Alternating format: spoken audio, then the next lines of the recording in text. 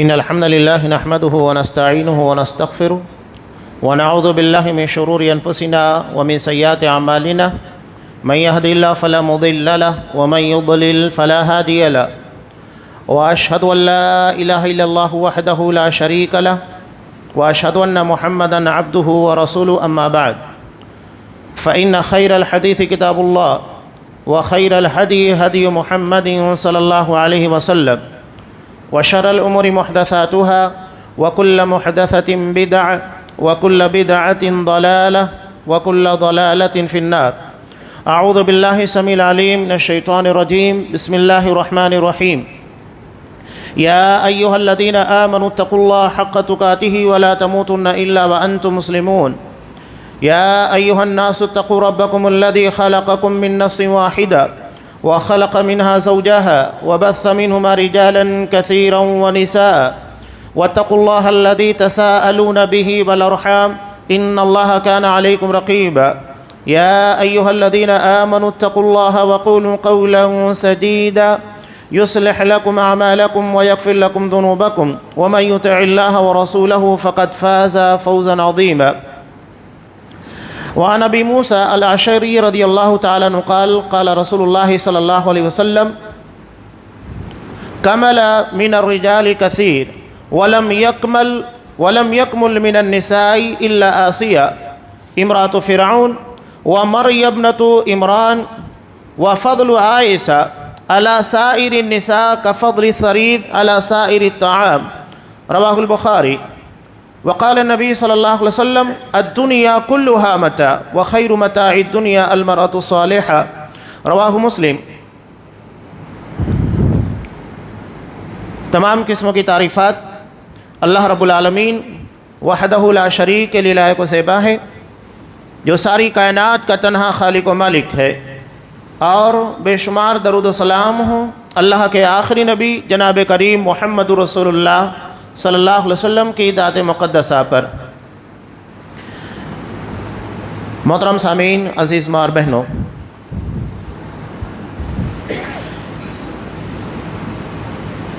اسلام اور مسلمانوں کو لے کر خواتین اسلام کو ٹارگٹ کیا جاتا ہے، یا یوں ثابت کرنے کی کوشش کی جاتی ہے کہ اسلام نے خواتین کو وہ حقوق نہیں ادا کیے جو انہیں دینا چاہیے تھا، بلکہ یہ سارے حقوق اور اختیارات وقت کی طاقتوں نے، سیکولرزم نے، یورپ کے لوگوں نے عطا کیے.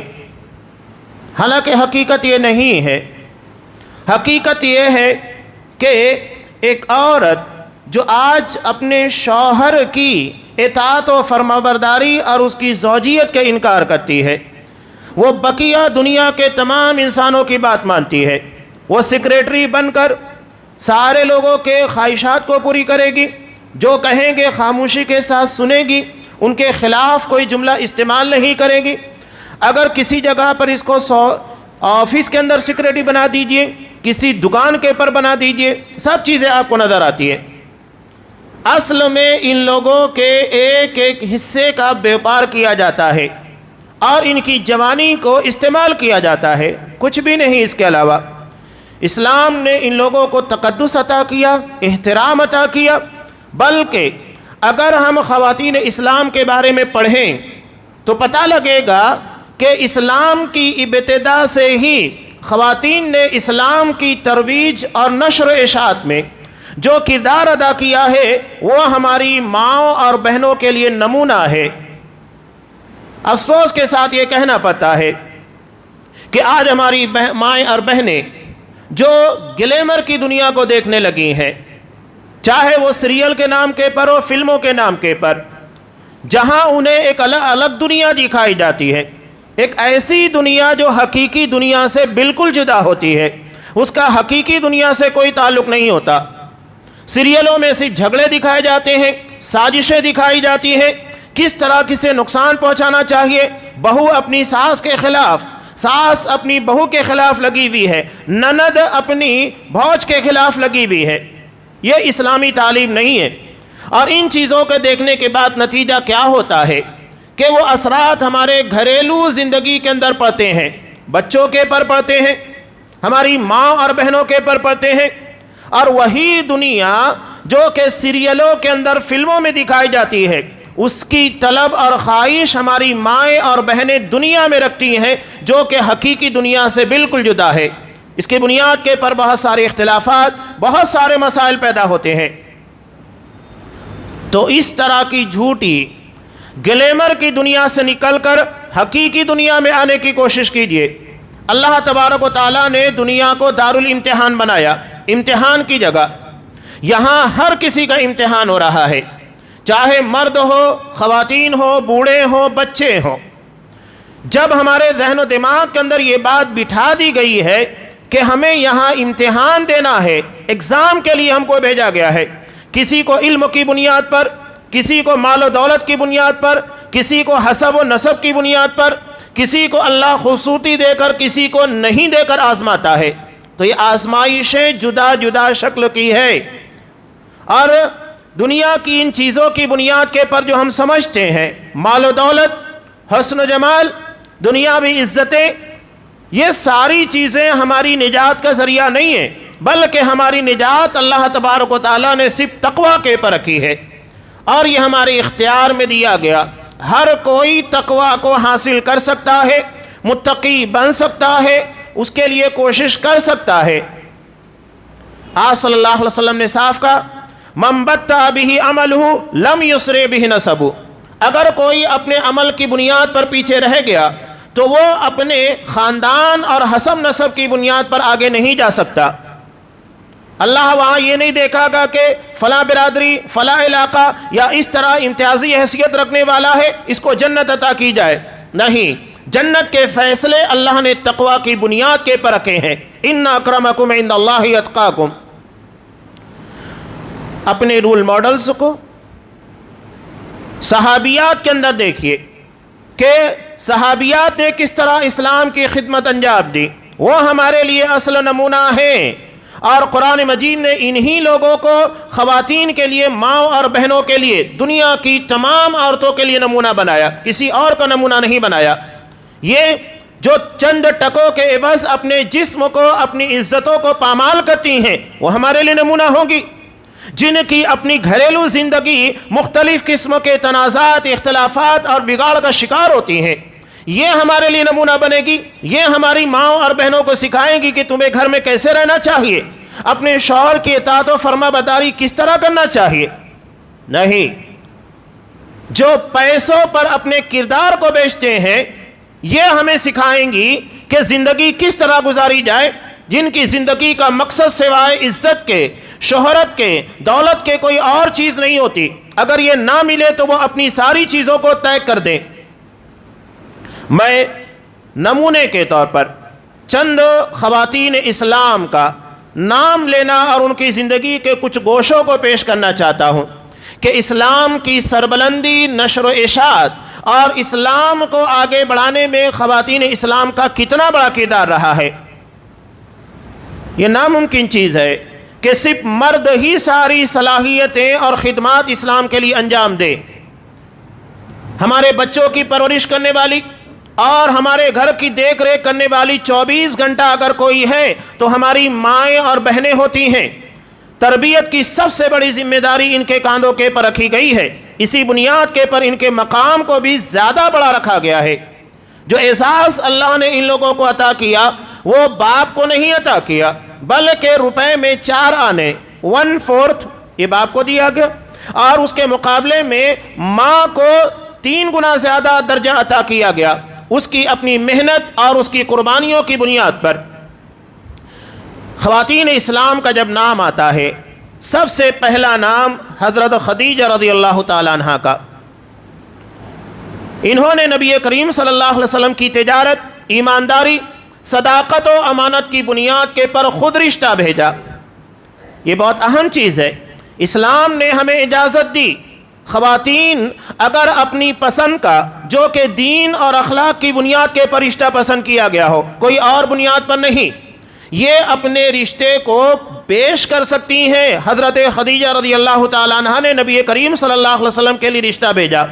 امام بخاری رحمۃ اللہ علیہ نے ایک روایت نقل کی یہ آپ صلی اللہ علیہ وسلم کے لیے خصوصیت تھی کہ صحابیات آپ کے سامنے آ کر پیش کرتی کہ اللہ کے رسول میں آپ سے نکاح کرنا چاہتی ہوں، اگر آپ کو پسند ہوتا کر لیتے، نہیں ہوتا نہیں کرتے۔ اسلام نے اجازت دی، اور لڑکی کی مرضی اس کی اجازت کے بغیر اس کا نکاح نہیں کیا جا سکتا۔ دونوں طرف سے شریعت نے احکامات بیان کر دیے۔ حضرت خدیجہ رضی اللہ تعالیٰ عنہ نے نبی کریم صلی اللہ علیہ وسلم کی ایمانداری اور آپ کی صداقت و امانت کی بنیاد کے پر رشتہ بھیجا، قبول ہو گیا۔ حالانکہ عمر کا کافی فرق تھا۔ ہمارے یہاں مزاج یہ ہے کہ شوہر کی عمر زیادہ ہونی چاہیے، بیوی کی کم ہونی چاہیے۔ یہ اسلامی مزاج نہیں ہے۔ اصل بنیاد جو کہ مرد اور بیوی کے درمیان ہوتی ہے وہ دینداری اور اخلاق کی بنیادیں ہیں۔ یہی اصل چیز ہے جس کو آپ صلی اللہ علیہ وسلم نے اہمیت دی۔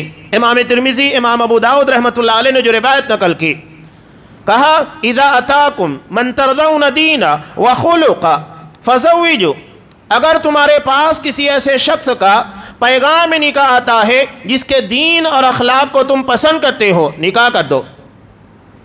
یہ بنیادیں ہیں، دین اور اخلاق۔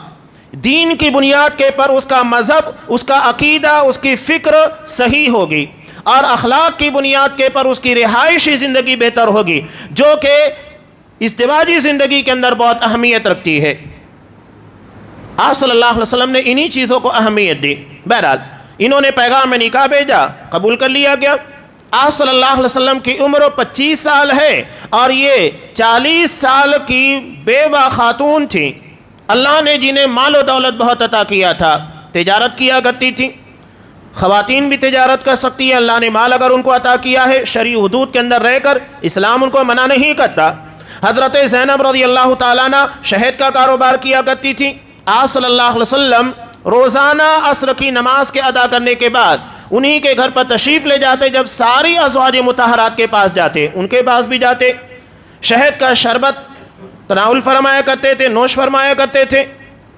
تو اسلام بلا وجہ کی سختیاں خواتین یا مردوں کے پر یا کہیں پر بھی عائد نہیں کرتا۔ وہ ایسی حدود کو اور ایسی حدوں کو قائم کرتا ہے جہاں پر اخلاقیات پامال نہ ہونے پائے۔ عزت نفس سب سے بڑھ کر ہے، اور اس کے بعد اگر یہ چیزیں محفوظ ہیں تو ہم دنیا کی تمام مشاغل کو ادا کر سکتے ہیں، شریعت ہم کو نہیں روکتی ہے۔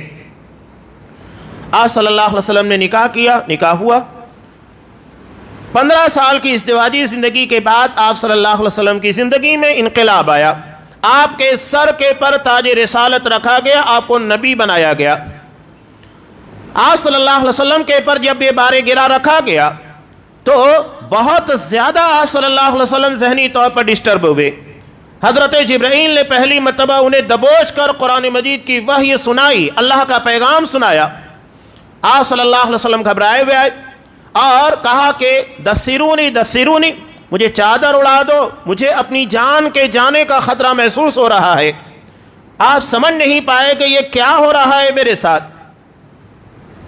جب انہوں نے کہا آپ صلی اللہ علیہ وسلم نے کہ مجھے اپنی جان کے جانے کا خطرہ محسوس ہو رہا ہے، حضرت خدیجہ رضی اللہ تعالیٰ عنہ آپ کے نفسیاتی کیفیت کو دیکھتے ہوئے سب سے پہلے آپ صلی اللہ علیہ وسلم کو ہمت بنانے والی اور آپ کے حوصلوں کو بلند کرنے والی سب سے بہترین غم گسار ساتھی حضرت خدیجہ رضی اللہ تعالیٰ عنہ تھی۔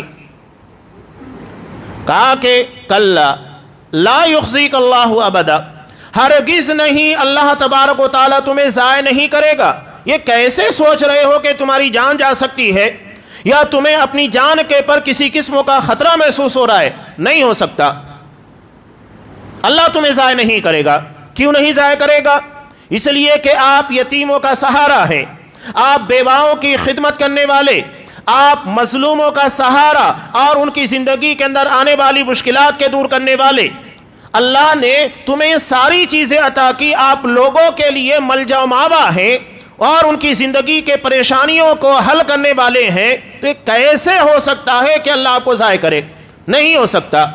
یہ ہمت، یہ حوصلہ ایسے وقت میں آپ صلی اللہ علیہ وسلم کو کس نے دیا؟ آپ کی ساتھی، آپ کی بیوی اور آپ کے مزاج، ان ساری چیزوں کو سب سے بہتر سمجھنے والی حضرت خدیجہ رضی اللہ تعالیٰ عنہ نے۔ چنانچہ آپ صلی اللہ علیہ وسلم کو ہمت ہوئی، اور اتنا ہی نہیں بلکہ آپ صلی اللہ علیہ وسلم کو اپنے چچا زاد بھائی ورقہ بن نوفل کے پاس لے کر گئی، جو نابینا تھے اور زمانے جاہلیت میں انہوں نے نصرانیت کو، عیسائیت کو قبول کر لیا تھا۔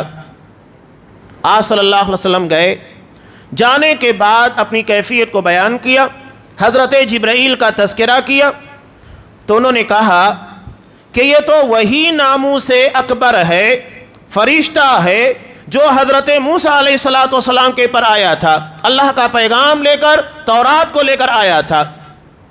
کاش میں اس وقت جوان ہوتا جب تمہاری قوم تمہیں اپنے وطن، اپنی بستی کے باہر کر دے گی۔ آپ صلی اللہ علیہ وسلم کو حیرت ہوئی، کہا کہ میری قوم جو مجھے امین و صادق کہتی ہے، یہ مجھے اپنی بستی مکہ کے باہر کرے گی؟ میں اپنی قوم کی آنکھوں کا تارا ہوں، یہ کیسے ہو سکتا ہے کہ میری اپنی قوم مجھے مکہ کے باہر کر دے؟ نہیں ہو سکتا۔ آپ کو بہت حیرت ہوئی، بہت تعجب ہوا۔ ورقہ بن نوفل نے کہا جو بھی یہ پیغام لے کر آیا ہے اس کے ساتھ اس کی قوم کے لوگوں نے یہی کیا، بستی کے باہر کر دیا، اور آپ صلی اللہ علیہ وسلم کو بھی ہجرت کے پر مجبور ہونا پڑا۔ آپ کی زندگی میں سب سے بڑا سہارا بنی۔ اب یہاں سے جو زندگی کا آغاز ہوتا ہے، مشکلات، پریشانیاں، آزمائشیں اور چیلنجز تھے بہت زیادہ۔ آپ صلی اللہ علیہ وسلم کی زندگی کے اندر اتھل پتل مچی۔ ہر موڑ کے پر آپ کے ساتھ کون کھڑی تھیں؟ حضرت خدیجہ رضی اللہ تعالیٰ عنہ۔ اس لیے کہ انسان جب باہر کی زندگی کے دکھ، تکالیف، ان ساری چیزوں کو جھیل کر گھر میں جاتا ہے تو اس کے لیے نفسیاتی طور پر سب سے بڑا سہارا، سکون قلب کے طور پر اللہ نے بیوی کو رکھا ہے۔ حضرت خدیجہ رضی اللہ تعالیٰ عنہ نے آپ صلی اللہ علیہ وسلم کے ساتھ جیسا آپ چاہتے تھے ویسا کردار ادا کیا، سب کچھ داؤں پر لگایا۔ اللہ نے مال و دولت عطا کیا تھا، اسلام کی راہ میں ساری دولت کو لٹا دیا۔ آپ صلی اللہ علیہ وسلم کو تکالیف کا سامنا تھا، ہر موڑ کے پر آپ کے نفس کے پر، آپ کے زخموں کے لیے مرہم کا کام کیا کرتی تھی، نفسیاتی سائیکولوجی اعتبار سے آپ کو اسٹرانگ کر رہی تھی، حوصلے عطا کر رہی تھی۔ ایک مرتبہ حضرت عائشہ صدیقہ رضی اللہ تعالیٰ عنہ نے کہا کہ آپ بار بار خدیجہ کا تذکرہ کرتے ہیں جبکہ اللہ نے آپ کو جوان بیویاں عطا کی ہیں۔ آپ صلی اللہ علیہ وسلم نے کہا کہ عائشہ کیوں نہ تذکرہ کروں؟ جب لوگوں نے میرا انکار کیا، میں نے نبی کی حیثیت سے ان لوگوں کے سامنے پیش کیا تو لوگوں نے انکار کر دیا، لیکن حضرت خدیجہ مجھ پر ایمان لائی۔ جب لوگوں نے مجھے جھٹلایا، میری نبوت، میری رسالت کو تسلیم نہیں کیا، تب حضرت خدیجہ رضی اللہ تعالیٰ عنہ نے مجھ کو مانا، میری تصدیق کی۔ انہوں نے میرے لیے اپنی پوری دولت داؤں کے پر لگا دی۔ اللہ نے ان کے ذریعے اولاد عطا کی جبکہ کسی اور بیوی کے ذریعے اولاد نہیں عطا کی۔ وہ ساری نعمتیں آپ صلی اللہ علیہ وسلم کو بہت عزیز تھیں۔ یہی وجہ ہے کہ امام بخاری رحمۃ اللہ علیہ نے ایک روایت کو نقل کیا حضرت خدیجہ رضی اللہ تعالیٰ عنہ کی فضیلت کے طور پر۔ حضرت جبرائیل امین آئے اور آنے کے بعد کہا کہ خدیجہ آپ کے پاس آ رہی ہیں اور ان کے ہاتھوں میں برتن ہے جس میں مشروب پینے والی چیز یا کوئی کھانے کی چیز ہے۔ جب وہ آئیں تو انہیں میرا اور اللہ تبارک و تعالیٰ کا، اللہ اور میرا دونوں کا سلام پیش کرنا۔ یہ ان کے لیے اعزاز تھا کہ اللہ نے حضرت خدیجہ رضی اللہ تعالیٰ عنہ کے لیے خصوصی طور کے پر حضرت جبرائیل کو بھیجا، کہا کہ جبرائیل جاؤ، خدیجہ جنہوں نے اسلام کی اتنی خدمت انجام دی ہے، اپنی دولت کو داؤں پر لگایا، محمد رسول اللہ صلی اللہ علیہ وسلم کو حوصلہ عطا کیا، اور جب انکار لوگ کر رہے تھے تصدیق کی، ہر اعتبار سے آپ صلی اللہ علیہ وسلم کو سہارا دیا۔ جاؤ انہیں میرا سلام پہنچاؤ۔ حضرت جبرائیل اللہ کا پیغام لے کر آتے ہیں اور کہتے ہیں کہ میرا سلام بھی انہیں پہنچا دیجئے۔ اور اتنا ہی نہیں تھا، کہا کہ انہیں بشارت دیجئے کہ اللہ جنت کے اندر انہیں موتیوں کا محل عطا کرے گا، جس محل کے اندر کسی بھی قسم کا شور نہیں ہوگا، نہ تھکن ہوگی، دنیا کے تمام ہموم اور غموم سے پاک زندگی عطا کی جائے گی۔ انسان دنیا میں جن چیزوں کو اللہ کی رضا کے لیے قربان کرتا ہے، ہمیشہ یاد رکھیے گا اس کا بہتر صلہ آخرت میں ملے گا۔ اگر ہم دنیا میں قربانی نہ دیں اور یہ سمجھے کہ آخرت میں ہمیں سب کچھ مل جائے، نہیں ہو سکتا۔ اگر ایک کسان اپنی رات کی نیندوں کو قربان نہ کرے اور اپنے چین و سکون کو نہ قربان کرے، وہ بہتر فصل کی امید نہیں لگا سکتا۔ اگر ایک اسٹوڈنٹ یہ محنت نہ کرے، شروع سے تیاریاں نہ کرے اور دیگر تمام مشاغل کے مقابلے میں تعلیم کو اہمیت نہ دے، تو کبھی کامیاب نہیں ہو سکتا، یا کامیاب کے زینوں کو نہیں طے کر سکتا۔ ناممکن چیز ہے، محنت کرنا ہوگا۔ من طلب العلا سحر اللیالی، جو شخص بلندی کی تلاش میں ہوتا ہے اسے راتیں جاگ کر گزارنی پڑتی ہے اور محنت کرنی پڑتی ہے۔ یہ سارے اعزازات یوں ہی نہیں مل جاتے، قربانیاں دینی پڑتی ہے۔ حضرت خدیجہ رضی اللہ تعالیٰ عنہ نے قربانیاں دی، اس کے بعد یہ اعزاز عطا کیا گیا۔ زندگی اگر دیکھی جائے، یہ جو اعزاز ان کو عطا کیا گیا کہ موتیوں کا محل، جس میں نہ شور ہوگا نہ تھکن ہوگی۔ ان کی زندگی کے اندر آپ دیکھیے شور شرابے ہیں، تھکن ہے، اور گھر وہ نہیں تھا جیسا وہ چاہتی تھی، سب داؤں پر لگا ہوا تھا۔ تو جو چیز اللہ کے لیے قربان کی جاتی ہے وہ اللہ اس سے بہتر چیز ادا کرتا ہے، اور اس کی بہت ساری مثالیں ہیں۔ حضرت ابراہیم علیہ السلام کے بارے میں نبی کریم صلی اللہ علیہ وسلم نے کہا، قیامت کے دن سب سے پہلے جنہیں لباس عطا کیا جائے گا، جبکہ تمام مرد اور خواتین ننگے ہوں گے، برہنہ ہوں گے، سب سے پہلے جنہیں لباس عطا کیا جائے گا وہ حضرت ابراہیم علیہ السلام ہوں گے۔ کیوں؟ اس کی وجہ بیان کی جاتی ہے کہ جب انہیں آگ میں ڈالا جانے لگا، اللہ کی توحید کے لیے، اللہ کے دین کی ترویج اور نشر و اشاعت کے بدلے میں، تو جسم کا لباس بھی اتار لیا گیا تھا۔ تو جو قربانی انہوں نے دنیا میں اللہ کے لیے دی، اللہ اس کے بدلے میں آخرت میں سب سے پہلے اعزاز کے طور پر انہیں لباس عطا کرے گا۔ حضرت موسیٰ علیہ السلام جنہیں کوہ طور کے پر بے ہوشی طاری ہوئی، جب انہوں نے اللہ سے مطالبہ کیا، ربی ارنی فانظر الی، اللہ میں تجھے دیکھنا چاہتا ہوں، اپنے رب کے دیدار کا مطالبہ کیا، اللہ نے صرف ایک تجلی کوہ طور کے پر ڈالی، بے ہوش ہو گئے۔ آپ صلی اللہ علیہ وسلم فرماتے ہیں کہ قیامت کے دن جب تمام انسان بے ہوش ہوں گے سور کے پھونکے جانے کے بعد، تو سب سے پہلے میں ہوش میں آؤں گا اور میں دیکھوں گا کہ حضرت موسیٰ علیہ السلام عرش کے پائے کو تھامے ہوئے ہیں۔ میں نہیں جانتا کہ وہ مجھ سے پہلے ہوش میں آ گئے، یا تو کوہ طور کی بے ہوشی کے بدلے میں اللہ نے انہیں وہاں بے ہوش ہی نہیں کیا۔ ہم رمضان المبارک کے اندر تراویح ادا کرتے ہیں، لمبا لمبا قیام ہوتا ہے۔ سلف نے اس کے بارے میں بیان کیا کہ جو دنیا میں اللہ کے سامنے لمبا قیام کا عادی ہوتا ہے، وہ اللہ کے سامنے کھڑے ہونے کی عادت ڈالتا ہے، قرآن مجید کی طویل تلاوتیں کرتا ہے۔ نتیجہ یہ ہوگا کہ یوم یقوم الناس لرب العالمین، کہ جب تمام لوگوں کو اللہ کی بارگاہ میں کھڑا کیا جائے گا تو وہاں کا قیام ان لوگوں کے لیے ہلکا ہوگا، اس لیے کہ انہوں نے دنیا میں اللہ کے سامنے کھڑے ہونا سیکھا، عبادت کی، قرآن مجید کی تلاوت کی۔ تو جو چیز دنیا کے اندر بندہ قربان کرے گا وہ بہتر شکل میں آخرت میں ملنے والی ہے۔ حضرت خدیجہ رضی اللہ تعالیٰ عنہ دنیا میں کتنی مشکلات تھی، پوری تجارت، سارا سرمایہ انہوں نے اللہ کے دین کے لیے لگا دیا۔ آپ صلی اللہ علیہ وسلم کو آئے دن مختلف قسموں کی آزمائشوں کا سامنا کرنا پڑتا تھا، آپ تھکے ہارے آتے تھے۔ ایک تو یہ اپنے بال بچوں کی پرورش، گھر کی دیکھ ریکھ کے بعد جب آپ آتے تو ان کی خدمات انجام دیا کرتی تھی، کبھی شکایت نہیں کی کہ اتنا مشکل بھرا دور، اتنی مشکل والی زندگی کیا معنی رکھتی ہے۔ آج یہ ہماری ماں اور بہنوں کے لیے بہت بڑی مثال ہے کہ حضرت خدیجہ کو اپنے سامنے رکھو۔ یہ صرف نام رکھ لینے سے کہ ہم اپنی بچیوں کا نام خدیجہ رکھ لیں تو وہ جنتی ہو جائیں گی، نہیں، بلکہ خدیجہ کے ساتھ ساتھ کردار بھی خدیجہ والا ہونا چاہیے کہ اتنی ساری مشکلات، آزمائشوں کے بعد انہوں نے کبھی نبی کریم صلی اللہ علیہ وسلم کو شکایت نہیں کی۔ آج اگر کھانے میں ذرا سی تنگی ہو جائے تو بیوی اپنے شوہر سے شکایت کرنے لگتی ہے، اگر لباس ان کی مرضی کے موافق نہ ملے اس کے پر شکایت، رہنے میں اگر ذرا سی تنگی ہو جائے اس میں شکایتیں، یعنی شکوے کی زبان بڑی طویل ہو چکی ہے، دفتر لگا دیے گئے ہیں، اس لیے کہ ہم نے حضرت خدیجہ کا کردار نہیں دیکھا، ہم نے حضرت خدیجہ کی زندگی کو نہیں پڑھا اور نہ اس کی طرح رول ماڈل تلاش کیا۔ یہ مسائل اسی بنیاد پر پیدا ہوتے ہیں۔ لیکن یہاں اس کا مطلب یہ نہیں ہے کہ ساری ذمہ داریاں خواتین کی ہیں۔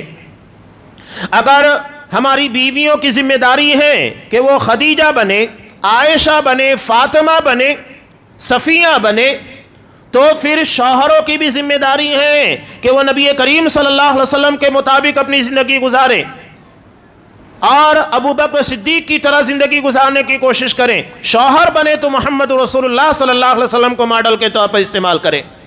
دونوں طرف سے ضروری ہے، صرف ایک گوشہ نہیں، دونوں ضروری ہے۔ تو حضرت خدیجہ نے قربانی ادا کی۔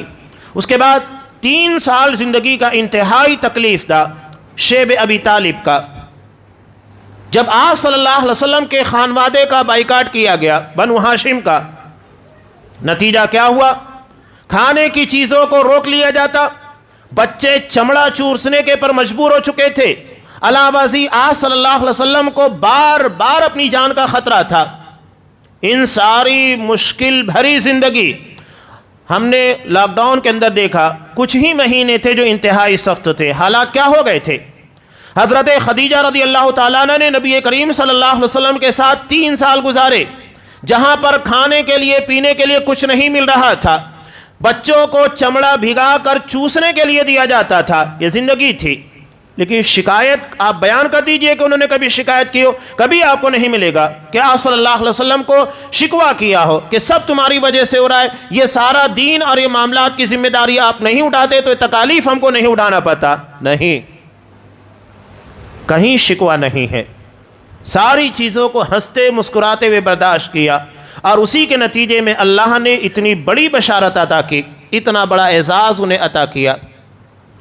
یہ حضرت خدیجہ رضی اللہ تعالیٰ عنہ جنہوں نے اپنا رول ادا کیا اسلام کی خدمات کے لیے۔ اس کے بعد جو نام آتا ہے وہ ہے حضرت سمیہ رضی اللہ تعالیٰ عنہ۔ حضرت سمیہ رضی اللہ تعالیٰ عنہ جو کہ جن کے والد ہیں خیاط، یہ آل یاسر ہیں۔ اسلام کے لیے انہوں نے بہت قربانیاں انجام دی ہے، بہت زیادہ۔ غریب لوگ تھے اور یہ ابو جہل کے قبیلے بنو مخزوم سے تعلق رکھتے تھے، چنانچہ ابو جہل نے جتنا چاہا اتنی تکالیف پہنچائی۔ اسی خانوادے کو دیکھ کر آپ صلی اللہ علیہ وسلم نے کہا تھا، صبرًا یا آل یاسر، اے آل یاسر صبر کرو، موعدکم الجنہ، تم لوگوں کا ٹھکانہ، تم لوگوں کے وعدے کی جگہ جنت ہے۔ سوچئے کہ آپ صلی اللہ علیہ وسلم کے سامنے تکالیف دی جا رہی تھی، لیکن آپ کچھ نہیں کر پا رہے تھے۔ کبھی کبھی حالات اس طرح کے ہوتے ہیں کہ اتنی طاقت نہیں ہوتی ہے کہ ہمارے سامنے کسی بھائی کے پر ظلم ہو اور ہم کچھ کر پائیں۔ آپ صلی اللہ علیہ وسلم کی حالت بھی ایسی ہی تھی کہ آپ کے سامنے ایک نہیں کئی مرتبہ تکالیف دی گئی، اور جو کردار حضرت سمیہ حضرت یاسر کی ماں حضرت عمار رضی اللہ تعالیٰ عنہ کی ماں کا ہے، یہ بہت اہمیت رکھتا ہے۔ ابو جہل کو ایک مرتبہ برداشت نہیں ہوا، اس نے کیا کیا؟ حضرت سمیہ رضی اللہ تعالیٰ عنہ کو لباس اتار دیا، سارے لوگوں کے سامنے لا کر کھڑا کیا۔ سوچئے کہ خاتون کے لیے کتنی بے عزتی کی بات ہوتی ہے کہ سارے مجمع کے سامنے لا کر، اور وہ بھی بوڑھی خاتون کے ساتھ اس طرح کا ویوہار اور اس طرح کا معاملہ پیش کرنا کیا معنی رکھتا ہے؟ وہ کتنے سنگدل اور کتنے ظالم رہے ہوں گے کہ ایک بوڑھی خاتون کو سارے لوگوں کے سامنے لا کر برہنہ کر دیا۔ اور اس کے بعد کہتا ہے، تمہارے سامنے ایک ہی راستہ ہے، اگر تمہیں اپنی جان پیاری ہے تو محمد صلی اللہ علیہ وسلم کے دین کو چھوڑنا ہوگا، نہیں چھوڑتی جان قربان کرنی ہوگی۔ حضرت سمیہ رضی اللہ تعالیٰ عنہ نے کہا، ایمانی پاور کتنی زیادہ تھی۔ علامہ اقبال نے کہا تھا نا، بازو تیرا توحید کی قوت سے قوی ہے۔ اللہ نے انہیں حوصلہ ایمان اتنا عطا کیا تھا کہ ان نحیف اور کمزور جسموں کے اندر توحید کی بنیاد پر ایمان کی طاقت اتنی زیادہ تھی کہ وقتوں کے سب سے بڑے ظالم کے سامنے کھڑے ہو کر باتیں کرتے تھے، جھجکتے نہیں تھے، خوف نہیں تھا۔ اللہ کی ذات کے پر ایمان، یقین، توکل اتنا زیادہ تھا کہ سامنے کتنا بڑا دشمن ہو، بے معنی، بے حیثیت ہے، جو اللہ کی کبریائی، اللہ کی عظمت و جلالت کو اپنے دل کے اندر جگہ دے لیتے ہیں، پھر ان کے سامنے طاقت بے معنی ہو جاتی ہے، دشمنوں کی حیثیت بے معنی ہو جاتی ہے، ساری چیزوں کو داؤں پر لگا دیتے ہیں اور انہیں کسی قسم کا خطرہ محسوس نہیں ہوتا۔ آج ہمیں خطرہ محسوس ہوتا ہے کہیں ہماری تجارت داؤں پر نہ لگ جائے، کہیں ہماری تعلیم داؤں پر نہ لگ جائے، کہیں ہمارے خاندان یا رشتہ داروں کا کوئی مسئلہ نہ ہو جائے۔ ہم حق کے تعلق سے جھجک کھاتے ہیں، خوف کھاتے ہیں، وہ یہ سوچتے نہیں تھے۔ صاف کہا، جاہل نادان، تو نے بہت آسان سودا کیا ہے۔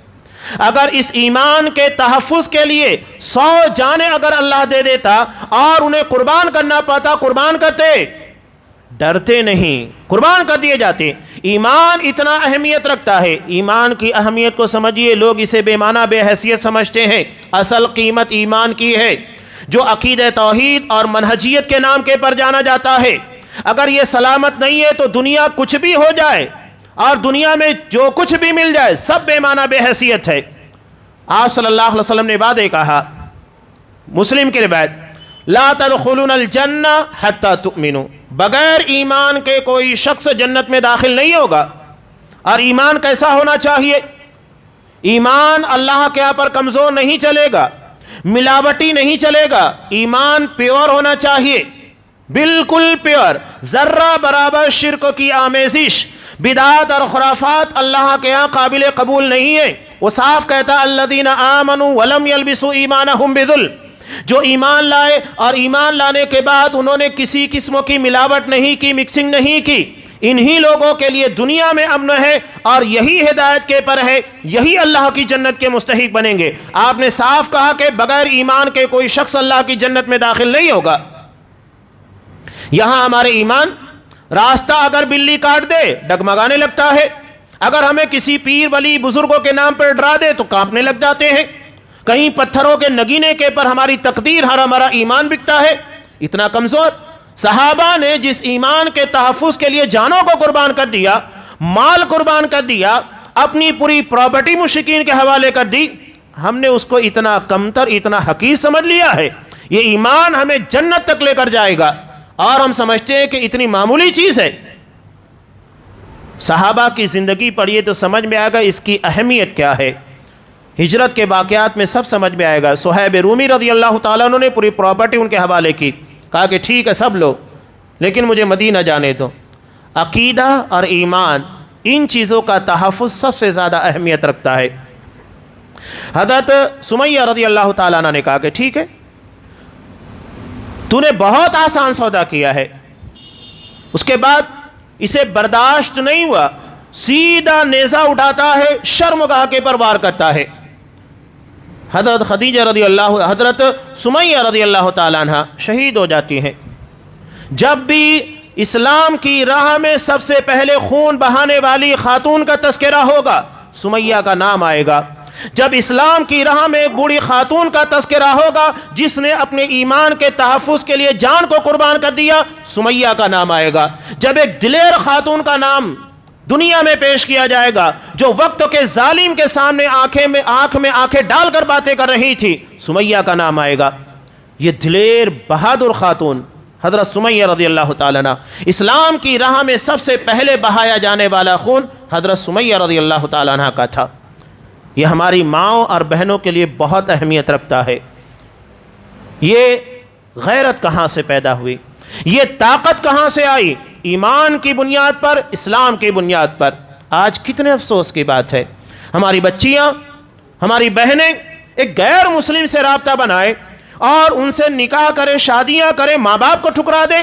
چلو ٹھیک ہے، دین کو قربان کر رہی ہیں، اس کا مطلب یہ ہے کہ ان لوگوں نے دین کی اہمیت کو نہیں جانا، ان لوگوں نے ایمان اور عقیدے کی اہمیت کو نہیں جانا۔ ورنہ آپ صلی اللہ علیہ وسلم نے کہا، جو ایمان کی چاشنی کو ایک مرتبہ چکھ لیتا ہے تو اسے قتل کر دیا جائے، آگ میں جلا دیا جائے، وہ گوارا کرے گا، لیکن وہ کفر کی سرحدوں میں داخل ہونا گوارا نہیں کرے گا۔ اس کا مطلب یہ کہ انہوں نے ایمان کی لذت کو چکھا ہی نہیں پائی ایمان کی لذت کو۔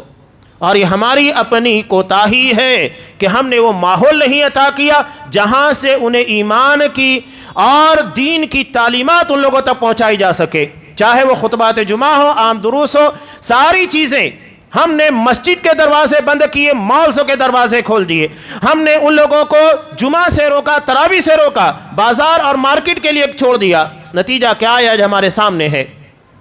یہ ہماری بہت بڑی کوتاہی ہے۔ حضرت سمیہ ان لوگوں کے لیے مثال ہے۔ حضرت عائشہ رضی اللہ تعالیٰ عنہ کا تذکرہ۔ حضرت عائشہ رضی اللہ تعالیٰ عنہ کو لے کر کافی مسائل اور اعتراضات ابھی اس دنیا کے اندر پیدا کیا گیا ہے۔ ان کی نکاح کی عمر کو لے کر 6 سال کی عمر میں نکاح ہوا، 9 سال کی عمر میں رخصتی ہوئی۔ میں صرف ایک بات کہوں گا کہ اس نکاح کے پر نہ حضرت عائشہ رضی اللہ تعالیٰ عنہ کو اعتراض، نہ حضرت ابو بکر صدیق رضی اللہ تعالیٰ عنہ کو اعتراض، بات ختم۔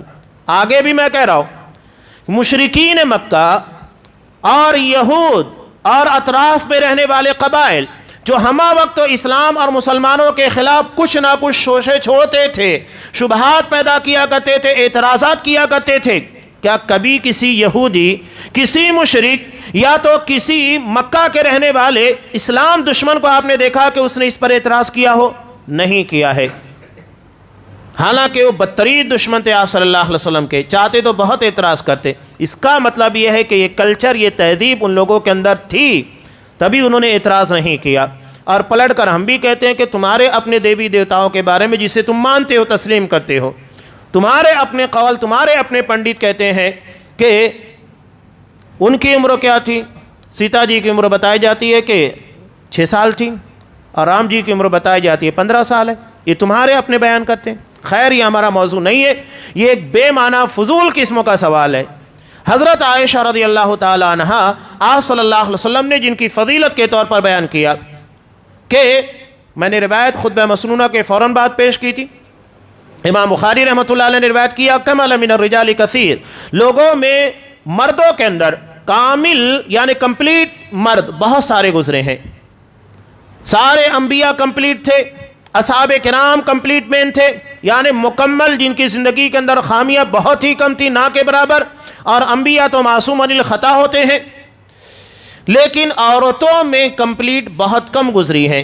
آپ صلی اللہ علیہ وسلم نے کہا، آسیہ، حضرت آسیہ جو فرعون کی بیوی تھی، کتنے ظلم اور کتنے مصائب کو سہا، برداشت کیا۔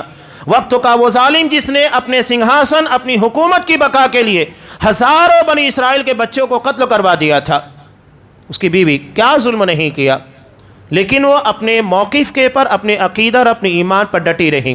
اس کے بعد مریم بنت عمران، حضرت عیسیٰ علیہ السلام کی ماں، بہت شدائد، بہت مشکلات، اور آج بھی یہود ان کے پر زناکاری اور بدکاری کا الزام قائم رکھے ہوئے ہیں۔ اس کے بعد آپ نے کہا کہ عائشہ کی فضیلت تمام عورتوں کے پر کفضل الثرید علی سائر الطعام، جیسا کہ ثرید کی فضیلت تمام کھانوں کے پر ہوتی ہے، عرب کا ایک لذیذ اور بہت ہی پسند کیا جانے والا کھانا، اس کی فضیلت تمام کھانوں کے پر تھی۔ آپ صلی اللہ علیہ وسلم نے حضرت عائشہ صدیقہ رضی اللہ تعالیٰ عنہ کے بارے میں بیان کیا۔ حضرت عائشہ رضی اللہ تعالیٰ عنہ کی فضیلت ان کے علم، ذہانت اور اسلام کی نشر و اشاعت کے اندر بنیادی کردار ادا کرنے کی وجہ سے ہے۔ آپ صلی اللہ علیہ وسلم نے 4 سے زائد نکاح کیے، بیک وقت تو 9 بیویاں تھیں۔ اس کی ایک بڑی وجہ یہی تھی کہ خواتین کے ذریعے آپ صلی اللہ علیہ وسلم خواتین میں کام کرنا چاہتے تھے۔ بہت سارے ان لوگوں کے مسائل جو کہ خاتون آپ کے سامنے آ کر بغیر جھجک کے نہیں پوچھ سکتی تھی، وہ آپ صلی اللہ علیہ وسلم کی ازواج مطہرات سے پوچھا کرتی، اور وہ مسئلہ آپ تک جاتا اور آپ اس کو بیان کرتے۔ چونکہ آپ صلی اللہ علیہ وسلم تمام لوگوں کے لیے نبی بنا کر بھیجے گئے، ہر قسم کے مسائل آپ کو بیان کرنا تھا، مردوں کے، خواتین کے، بچوں کے، بوڑھوں کے، تمام مسائل آپ کو بیان کرنا تھا۔ تو خواتین کے شعبے کے تعلق سے آپ نے ازواج مطہرات کا انتخاب کیا، اور حضرت عائشہ رضی اللہ تعالیٰ عنہ ذہانت میں، علم میں بہت اعلیٰ معیار کی تھی، چنانچہ انہوں نے آپ صلی اللہ علیہ وسلم کی احادیث کے ذخیرے کو جمع کیا۔ راویان حدیث میں حضرت ابو ہریرہ، اس کے بعد حضرت عبداللہ ابن عباس رضی اللہ تعالیٰ عنہ، تیسرا مقام ہے حضرت عائشہ رضی اللہ تعالیٰ عنہ کا۔ 2210 روایتیں آپ صلی اللہ علیہ وسلم کی بیان کرتی ہیں، اتنی کثیر روایتیں انہوں نے بیان کی ہیں۔ تو آپ صلی اللہ علیہ وسلم نے نکاح کا ایک بنیادی مقصد یہی رکھا تھا، فقیہ کی حیثیت تھی، اجلہ اصحاب کرام کے درمیان اگر اختلاف ہوتا تو یہ حضرت عائشہ رضی اللہ تعالیٰ عنہ کے پاس جاتے اور یہ مسائل بیان کرتی. بڑے بڑے صحابہ فقہی مسائل کے اندر انہی سے رجوع کیا کرتے تھے. خاص طور سے انہوں نے آپ صلی اللہ علیہ وسلم کی گھریلو زندگی کے ساتھ ساتھ زندگی کے اخیر مرحلے کے تعلق سے ساری روایتوں کو بیان کیا. پوری تفصیل آپ کو مرض الموت کے تعلق سے روایتیں ملتی ہیں. حضرت عائشہ رضی اللہ تعالیٰ عنہ کی ملے گی. غور سے ایک ایک چیز کو دیکھا کرتی تھی, سمجھا کرتی, نہیں سمجھ میں آتا سوال کیا کرتی تھی. اور انہی کو لے کر بہت سارے احکامات قرآن مجید میں نازل ہوئے. زنا اور بدکاری کے تعلق سے انہی کے پر جب الزام لگایا گیا احکامات نازل ہوئے. تیمم کے تعلق سے ان کا ہار کھو گیا, احکامات نازل ہوئے. یہاں تک کہ لوگ کہتے تھے کہ ابو بکر کے خانوادے کے تعلق سے کہ تم لوگوں کی وجہ سے بہت سارے احکامات ہمیں سیکھنے کو ملتے ہیں اور اللہ انہیں نازل کرتا ہے. تو یہ ایک بہت اہم چیز تھی. آپ صلی اللہ علیہ وسلم سے سوال ہوا کہ اللہ کے رسول آپ کو لوگوں میں سب سے زیادہ پیارا کون لگتا ہے؟ کہا کہ ابو بکر صدیق سب سے چہیتے اور سب سے محبوب ہیں. لوگوں نے کہا اس کے علاوہ آپ کو اور کون چہیتا ہے؟ آپ صلی اللہ علیہ وسلم نے سب سے پہلے آپ سے جب سوال ہوا تو آپ نے کہا کہ عائشہ. اس کے بعد کہا کہ نہیں مردوں میں بتائیے کون ہے؟ کہا کہ عائشہ کے والد ابو بکر صدیق رضی اللہ تعالیٰ. اس کے بعد سوال ہی نہیں ہوا. تو یہ آپ کی محبوب ترین شخصیات تھی, اس لیے کہ ان لوگوں نے خدمات بہت انجام دی اسلام کی, اپنے مال کے ذریعے, وقت کے ذریعے, علم کے ذریعے, جو کچھ بھی ہو سکتا تھا. علا ماضی خواتین اسلام میں بہت سارے نام اور بھی آتے ہیں. حضرت ام سلیم رضی اللہ تعالیٰ عنہ یہ خاتون انصار کی تھی. لوگوں نے آپ صلی اللہ علیہ وسلم کی خدمت میں مدینہ آنے کے بعد بہت سارے تحائف پیش کیے. یہ اکیلی تھیں اور ساتھ میں چھوٹے سے بچے حضرت انس رضی اللہ تعالیٰ عنہ کو, یہی دو لوگ تھے. سوچئے کہ ایک عورت کے لیے بچہ کتنا بڑا سہارا ہوتا ہے, جبکہ وہ اکیلی ہو, نہ شوہر ہو, نہ بھائی ہو, گھر میں کوئی نہ ہو. کہا کہ اللہ کے رسول لوگوں نے اپنی طرف سے جو خدمات انجام دینی تھی اور جو تحائف دینے تھے دیے. میرے پاس میرا بچہ ہے, میں یہ آپ کی خدمت میں پیش کرتی ہوں کہ میرا بچہ دن و رات آپ کے خادم کی حیثیت سے رہے گا. کیا جذبہ تھا. اور حضرت انس رضی اللہ تعالیٰ عنہ نے 10 سال آپ صلی اللہ علیہ وسلم کی خدمت انجام دی. حضرت ام سلیم رضی اللہ تعالیٰ عنہ جب ان کے پاس پیغام نکاح آیا, حضرت ابو طلحہ رضی اللہ تعالیٰ عنہ کا اس وقت مشرک تھے. انہوں نے کہا کہ تم مشرک ہو, میں تم سے کیسے نکاح کر سکتی ہوں؟ میری شرط ہے کہ مسلمان بن جاؤ. مسلمان بنو گے تو تمہارا اسلام لانا نے میری مہر ہوگا, میں مہر نہیں لوں گی, تمہارا اسلام میری مہر ہوگا.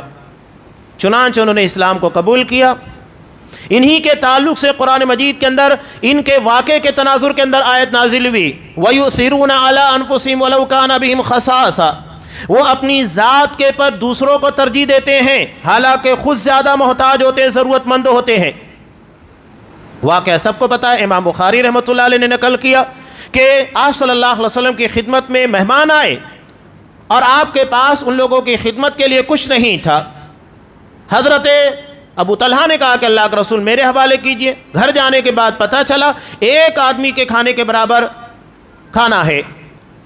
چراغ حضرت ام سلیم اٹھا کر لے کر گئی تیل ڈالنے کے بہانے. مہمان بھر پیٹ کھانا کھایا, سو گیا. یہ خود بھوکے رہ گئے, حضرت ام سلیم بھوکی رہ گئی, بچے بھی بھوکے رہ گئے. اور اس واقعے کے بارے میں کسی کو خبر نہیں تھی. یہاں تک کہ قرآن مجید کی آیت نازل بھی. آپ صلی اللہ علیہ وسلم نے کہا کہ ابو طلحہ تم نے کیا کیا ہے کہ تمہارے اس واقعے کو قرآن مجید کے اندر بطور سراہنا کے نازل کیا گیا. قرآن تمہارے تعلق سے نازل ہو رہا ہے, تمہاری فضیلت بیان کر رہا ہے. تب انہوں نے کہا کہ ہم نے ایسا کیا تھا. صحابہ کا مزاج ہم لوگوں کے مزاج کے خلاف تھا, یا یوں کہیے کہ ہمارا مزاج اصحاب کرام کے مزاج کے خلاف ہے. یہ صحیح ہے, ہم اصحاب کرام کی فکر, ان کے سوچ اور ان کے مزاج کے خلاف ہیں. وہ نیکیاں کرنے کے بعد چھپاتے تھے, بتاتے نہیں تھے. اور ہمارا مزاج ذرا سی نیکی ہو ریاکاری, جذبہ بہت ہے, کریڈٹ کی ہوڑ لگی ہوئی ہے کہ میں نے یہ کام کیا, میرے بولنے پر یہ کام ہو گیا. یہ سب فضول چیزیں ہیں, اس کا مطلب للہیت ہے ہی نہیں. ہم اللہ کے لیے نہیں بلکہ لوگوں کے اندر نام شہرت حاصل کرنے کے لیے کر رہے ہیں، اور یہ ہمارے درمیان اختلاف کی سب سے اہم اور بنیادی وجہ ہے۔ اصحاب کرام کے درمیان جو اختلاف آپ کو نظر نہیں آئے گا، اس کی وجہ یہ تھی اللہ کی رضا کے لیے کام کیا کرتے تھے، وہ دنیا طلب کرنے کے لیے، شہرت حاصل کرنے کے لیے، ریا-نمود کے لیے، کریڈٹ کے لیے نہیں، بلکہ اللہ کی رضا کے لیے کرتے۔ یہ جذبہ آج ہمارے اندر اگر پروان چڑھ جائے تو اختلافات بہت حد تک کم ہو جائیں گے، چاہے گھر کے ہوں، جماعت کے ہو، کہیں کے بھی ہو۔ یہی حضرت ام سلیم رضی اللہ تعالیٰ عنہا ہے۔ سوچئے کہ ایک خاتون جو اسلام کے تعلیمات اور تربیت کے جلوہ کے اندر پرورش پاتی ہے، اس کے معاملات کتنے عجیب ہوتے ہیں۔ ایک ماں کا اگر بچہ انتقال کر جائے بے قابو ہو جاتی ہے۔ ان کے بچے کا انتقال ہو گیا، ابو طلحہ گھر میں نہیں تھے، آنے کے بعد انہوں نے اچھے طریقے سے پیش ہو کر کھانا دیا۔ کھانا کھانے کے بعد انہوں نے کہا، اس کے بعد میاں بیوی نے اپنے تعلقات، ازدواجی زندگی کی جو ضروریات ہوتی ہے پوری کی۔ اس کے بعد یہ حضرت ابو طلحہ کو کہتی ہیں کہ ابو طلحہ یہ بتاؤ، اللہ نے ہمیں کچھ امانت دی تھی اور وہ ہم سے واپس لے لی، تو ہمیں کیا کرنا چاہیے؟ کہا کہ اچھی بات ہے، جو چیز ہماری تھی واپس لے لی گئی، اللہ کی تھی، اللہ نے لے لیا۔ تو کہا کہ اللہ نے ہم کو اولاد کی شکل میں امانت دی تھی، اللہ نے اس کے وقت کے پورا ہونے کے بعد اس کو واپس لے لیا ہے۔ کتنے اچھے انداز میں اپنے شوہر کو سمجھا رہی ہیں۔ بچے کا انتقال ہو چکا ہے، گھر میں ناش پڑی ہوئی ہے، اچھے طریقے سے شوہر کو کھانا کھلایا، اور اس کے بعد ازدواجی زندگی کے جسے وظیفہ زوجیت کہتے ادا کیا، اس کے بعد سمجھا رہی ہیں۔ آپ صلی اللہ علیہ وسلم کے پاس جب یہ بات آئی تو انہوں نے کہا، آپ صلی اللہ علیہ وسلم نے دعا دی، کہا کہ اللہ آج کی اس ملاقات میں برکت دے، اللہ نے انہیں اولاد عطا کی۔ اس طرح کے بہت سارے واقعات۔ حضرت اسماء بنت ابی بکر صدیق کی بات کہیے، کیا خدمات انہوں نے انجام دی۔ انہی کے بیٹے ہیں حضرت عبداللہ بن زبیر رضی اللہ تعالیٰ عنہ۔ جب آپ صلی اللہ علیہ وسلم ہجرت کے لیے نکلے، ابو جہل گھر پر آیا، بہت کوشش کی لیکن انہوں نے نہیں بتایا، غصے میں آ کر ایک تھپڑ مارتا ہے، ان کے کان کی بالی نکل جاتی ہے۔ آپ صلی اللہ علیہ وسلم جب ہجرت کے لیے، سفر کے لیے نکلے تو شادان کو باندھنے کے لیے کچھ نہیں تھا، اپنے دوپٹے کا 2 حصہ کیا اور توشادان کو دے دیا، اسی لیے ان کو ذات النطاقین کہا جاتا ہے، دوپٹے والی، ایک اعزاز کے طور پر۔ انہی کے بیٹے ہیں عبداللہ بن زبیر، یہ آپ صلی اللہ علیہ وسلم کے پھوپھی زاد بھائی، حضرت صفیہ کے لڑکے تھے۔ زبیر جنتی اصحاب کرام میں سے جنہیں دنیا میں جنتی ہونے کی بشارت دی گئی تھی۔ ان کی ماں حضرت صفیہ رضی اللہ تعالیٰ نے، ان کی بھی خدمات ہے۔ ایک طویل سلسلہ ہے جسے ہم سمو نہیں سکتے، ایک خطبے میں صرف چند جھلکیاں تھی جو میں بیان کرنے کی کوشش کر رہا ہوں۔ حضرت اسماء بنت ابی بکر، حجاج بن یوسف کے سامنے عبداللہ بن زبیر کھڑے ہو گئے، بڑا ظالم، بڑا جابر تھا، یہاں تک کہ وقت قریب آیا، شہید ہو گئے۔ شہید ہونے کے بعد حضرت اسماء رضی اللہ تعالیٰ عنہ جو 100 سال کے قریب کی عمر پائی تھی یا اس سے زائد، یہ نابینا تھی، لا کر پیش کیا گیا۔ حضرت عبداللہ بن زبیر کو سولی کے پر لٹکا دیا گیا تھا شہید کرنے کے بعد، اور اس کے بعد حضرت اسماء رضی اللہ تعالیٰ عنہ جو بوڑھی خاتون تھی، حوصلہ دیکھیے عورتوں کے اندر یہ جذبات، یہ حوصلے، ہمتیں کہاں سے پیدا ہوتی تھی۔ یہ ایمانی پاور اپنے اندر پیدا کرنے کی ضرورت ہے۔